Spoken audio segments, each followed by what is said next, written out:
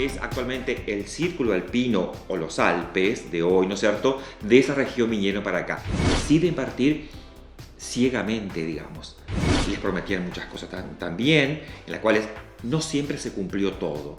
Están en el puerto sin saber qué hacer o a dónde ir, en un país totalmente nuevo, desconocido. Entonces ellos decían, no podemos sembrar, hay muchos insectos. La historia de la mujer en la inmigración o el rol que tuvo fue muy fuerte. Entonces los padres no hablaban, los hijos no hablaban y los abuelos tampoco contaban mucho. Bienvenido a Sempre Avanti. Seguimos recorriendo la Argentina buscando historia de inmigrantes italianos. Hoy estamos en un museo que tiene mucho de la inmigración italiana en esta región. Hoy estoy con Hugo Martén, que es el director del Museo Histórico Regional de la Colonia San José. ¿Me salió bien, Hugo, o no? Muy bien, muy bien. Bueno, sí, efectivamente estamos en el museo situado frente a la plaza de nuestra ciudad acá, en la calle Urquiza, lugar muy céntrico, digamos. Este museo justamente fue fundado cuando San José cumplió 100 años, 1957. San José, la colonia, fue fundada el 2 de julio del año 1857 por inmigrantes provenientes de 3 regiones, países. Una es la parte del cantón de Valais, en Suiza, la región del Piamonte, Italia, el norte, y la parte de Saboya, en Francia. O sea, todo lo que es actualmente el círculo alpino o los Alpes de hoy, ¿no es cierto?, de esa región vinieron para acá. Que estas 3 localidades o estas 3 regiones están limítrofes, digamos. Italia, Francia, Suiza. Entonces, bueno, llegan acá inmigrantes a partir del año 1857. ¿Y por qué se vienen para acá? Las causas fueron varias, diversas. Primero, las guerras internas, el hambre, miseria, el suelo que ya no les proveía de alimentos, mucha nieve, mucha piedra que no podían sembrar, muchos hijos y apenas una cabra o una vaca para poder darle la leche diaria. Entonces, esta gran pobreza, esta gran miseria alpina, hace que los inmigrantes se vengan para acá. Y justamente surgen en esta época, en Suiza, en Basilea, las casas contratistas. O sea, que vendían las tierras de América. Entonces, bueno, es así que las facilidades eran grandes, les prometían muchas cosas también, en las cuales no siempre se cumplió todo, pero dentro de todo sí. Por ejemplo, el primer grupo que vino para acá, que fundó San José en el año 57, venía con destino a la provincia de Corrientes. ¿No es cierto? El contrato de viaje decía que partían desde el puerto de Francia hasta el puerto de Buenos Aires con destino a Corrientes. Después de 3 largos meses de navegación en los barcos a velas, llegan al puerto de Buenos Aires y reciben la orden de que Corrientes no los quiere. Porque justamente en este periodo hubo un cambio de gobernador. Entonces el nuevo ya dice contratos vencidos. Y sí, los contratos estaban vencidos. Llegaron un poquito más tarde, llegaron de la fecha prevista. Entonces, bueno, es así que están en el puerto sin saber qué hacer o a dónde ir, en un país totalmente nuevo, desconocido, y se dirigen a quien en ese momento era presidente de la Confederación, Urquiza. Urquiza, que si bien tenía ya planes de traer inmigrantes, pero vascos, porque él era descendiente de vascos, entonces se apropió de este grupo, digamos, y los ayudó. Y los ubicó primero al sur de nuestra provincia, en la parte del Ibicuí. Pero aquí es una zona muy inundable, o sea, mucha agua.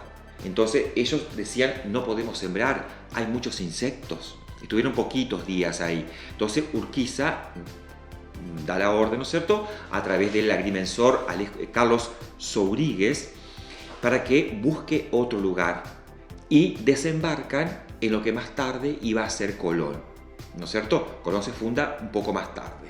Entonces ese puerto natural que hay ahí, que solamente había unos hornos de cal, por eso recibe el nombre de Calera de Espiro. Espiro era el propietario, un griego que vivía ahí, que hacía cal. Entonces, bueno, nada más que eso había. Entonces se ubican ahí, no se olviden que llegaron en el mes de julio, se ubican ahí en los galpones estaban las mujeres con los niños y los hombres haciendo sus carpas con los baúles, con las mantas, con las frazadas, hasta que se le distribuye a cada familia un grupo de tierras. ¿Cuánta tierra era? 27 hectáreas por cada familia. Además, vacas con cría para que tengan leche, caballos, arados, granos para que puedan sembrar. Todas estas tierras eran de Urquiza. Entonces él se las otorgó, no se las regaló, se las cobró a largo plazo. O sea, cuando la cosecha iba bien, le iban pagando las tierras. La tierra era virgen, por lo tanto, lo que tiraban, sembraba, salía. Entonces, las cosechas fueron siempre buenas. Entonces, esas tierras pudieron pagarse fácilmente en poco tiempo, en pocos años. Y después que quiso más tierra, pudo comprarse más. Entonces, es así que, a partir de este primer grupo, las cartas comienzan a ir, tanto a Suiza, a Francia, a Italia. Una de las cartas, por ejemplo, dice que escribe Ignacio Constantin, que dice: vénganse para acá porque aquí el pan hace sombra sobre la tierra. Como diciendo, la tierra es buena, el trigo es bueno y el pan hacía sombra sobre la mesa. O sea, con esa frase se puede describir lo que la inmigración fue, lo que estas familias vivieron acá.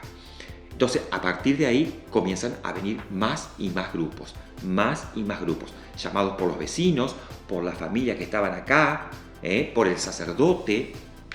Entonces, bueno, prácticamente quedaron pueblos en Suiza que no quedó casi nadie, se vinieron todos.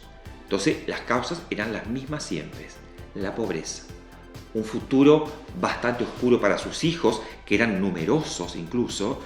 Entonces, bueno, ellos deciden partir ciegamente, digamos, porque se venían a un mundo totalmente desconocido, como hablamos hoy. Es así que, bueno, que se ubican acá, después de estos barcos a vela que demoraban 3 meses, estaban a la suerte del viento, digamos, o de los vientos. Entonces, cuanto más viento había, bueno, más rápido llegaban, pero básicamente eran entre 2 y 3 meses, con poca comida, con poca agua, sin médicos. Más que un médico vino en el primer grupo, ¿no es cierto?, el doctor Bastián. Nacimientos, muertes. No se olvide que una de las cartas dice que una señora dice que pasó los 3 meses en cama porque no se adaptó al barco. O sea, no se olviden que ellos venían de un suelo montañoso, atravesar el mar todo el tiempo, para ellos fue terrible. Entonces, hay gente que vivió prácticamente acostada, digamos, todo el tiempo porque no se recuperó. Nacimientos, niños que nacían, atendidos en este caso por el médico, pero en otros barcos era atendido por otras mujeres o el capitán del barco, y niños que morían. En el caso mío, mi tatarabuela partió de Francia con sus 3 hijos, su esposo y una niña que venía en camino. La niña nació y nació muerta. Entonces, obviamente, se arrojaba al mar. Entonces, como este caso, hubo muchísimos más también. Otros no, otros bien, ¿no es cierto? También hay una carta que dice: llegamos todos con buena salud, nadie murió en el viaje. No como siempre que era fue una así. excepción. Totalmente, era como algo buenísimo, que nadie hubiera muerto, que no todos los viajes fueron así, ¿no es cierto? Entonces, bueno, a partir de ahí comienza nuestra historia, digamos. A partir de los barcos llegados acá, nuestra historia sanjosecina, nuestra historia de inmigrantes comienza acá. Descendientes somos casi todos. San José tiene 166 años, cumplimos ahora el 2 de julio, ¿no es cierto? Y quedamos generaciones, queda la tercera, la cuarta, la quinta, la sexta de los niños nacidos ahora. Entonces somos una colonia joven, digamos, y todavía se mantienen las tradiciones, bastante, no todas. Lamentablemente, una de las que se ha perdido acá es la lengua materna, el idioma, se perdió totalmente, ya que, lógicamente, al comenzar los niños en las escuelas, era una obligación aprender la lengua de la nueva tierra. Entonces, el francés, el italiano y el patois, que se hablaba mucho acá, que era un dialecto montañés, se perdió todo. Y incluso es más, los mayores hablaban entre ellos patois para que el chico no entienda lo que estaban hablando. pero no les enseñaron, no les enseñaron. Eso se perdió totalmente. Hoy tenemos que estudiar francés para poder hablar, no soy francés, si no, no. Y hoy los descendientes tratamos a través de este museo y a través también de los centros de descendientes, tratamos de seguir recordando estas viejas historias, estas viejas costumbres. Seguimos añorando, recordando lo que nuestros abuelos nos iban contando, en algunos casos, porque los mayores no hablaban, o muy poco hablaban. Esas historias de vida no todo el mundo habló, porque le traía dolor también. No se olviden que ellos dejaron todo allá. Entonces los padres no hablaban, los hijos no hablaban y los abuelos tampoco contaban mucho porque no sabían tanto. Entonces claro, esas historias se sabían a menos. En nuestra familia, en mi caso por ejemplo, cuando yo comencé a investigar y yo le preguntaba a mis abuelos, tanto paterno como materno, contame. Venimos de Suiza o de Francia. ¿Qué más? Nada más. Nada más. Y algunas palabras que se acordaban mi abuela en patois, porque escuchó de sus padres. No se sabía nada, o muy poco, o las familias no hablaban, cerradas, porque sus ancestros fueron cerrados. ¿Y por qué eran así? Es digno de un estudio sociológico también, o psicológico, podríamos llamarle. ¿Por qué ese silencio? Yo escuché de inmigrantes que no le enseñaron a sus hijos, por ejemplo, la lengua de ellos. O sea, vinimos acá a Argentina para quedarnos. O sea, no le contaron nada. Pasó acá. La lengua se perdió, las historias no fueron contadas todas o muy pocas, no se supo mucho, hasta que se comenzó a investigar lentamente. Lentamente se comenzó a investigar, sí, cuando San José cumplió 100 años, ahí hubo ya una investigación fuerte y se siguió. Y ya cuando San José cumplió 100 años todavía quedaban hijos de inmigrantes, nietos, ¿no es cierto? Entonces esa gente comenzó a investigar, se comenzó a investigar a través también de ellos, por ahí un poco más. Y también la investigación y los nexos allá en la tierra de nuestros abuelos, en Suiza, en Francia, Italia. Se comenzó a preguntarse, ¿de dónde venimos? ¿De qué pueblo venimos? ¿Por qué vinieron? ¿De qué parte de Suiza vinieron? Y aquí pasó un hecho que justamente falleció hace un mes, un señor en Suiza, Alejandro Carrón, que escribió el libro Nuestros Primos de América, él es suizo, y él también desde Suiza tuvo esa impronta de investigar, porque su padre le hablaba que hubo un familiar que se vino a Argentina. Entonces él empezó a investigar en los archivos de Suiza, que están impecables y completos, y en el año 72 llegó acá a ver qué pasaba acá. ¿Por qué en los registros de la parroquia decía Jean Fabre, nacido tal, partió a América del Sur, partió a Argentina? ¿Por qué decían eso las actas de nacimiento? ¿Por qué las actas de casamientos decía casado en la iglesia tal, de tal pueblo, partió a América? ¿Por qué decía eso? Entonces ahí comenzó la investigación de este hombre allá primero, que la unió con las investigadoras de acá. Entonces cuando él llegó acá en el año 72, 50 años, entonces él comenzó a ver apellidos. Los mismos apellidos de allá estaban acá.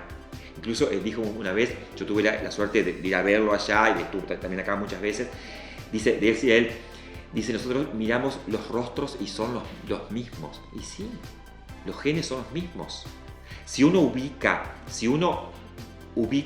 una mujer de nuestro campo, en los campos allá en Suiza, en las montañas, no hay una diferencia. El rostro, su forma de ser, de vestirse, el sombrero de paja, los vestidos largos, igualita, los rostros iguales, las arrugas iguales, la nariz igual, la boca, la sonrisa, es impresionante. Los gestos se dan muchísimos, ¿saben? Y han pasado 160 o más años. Entonces, bueno, y así comenzó esta historia acá, podríamos decir que en el año 72, seriamente no hablo de seriamente, sino más acabadamente, o una investigación mucho más seria, digamos, en el sentido de que la unión entre el inmigrante que se vino y el inmigrante que llegó acá, ¿no es cierto? ¿Qué pasó ahí? ¿Por qué? Y ahí esas uniones hacen que hoy por hoy todos sepamos de dónde venimos.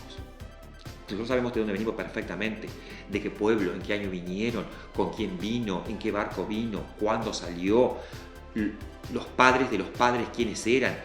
Tuve la suerte de recorrer varias veces y todavía sigue en pie la casa del inmigrante mío que vino acá. Sigue en pie y la pude ver, la pude tocar, la pude ver donde guardaban el retablo de las vacas con la fecha grabada arriba. Sí, eso sí. El cementerio también allá, con las mismas familias, incluso hasta con los mismos nombres a veces, ¿no es cierto?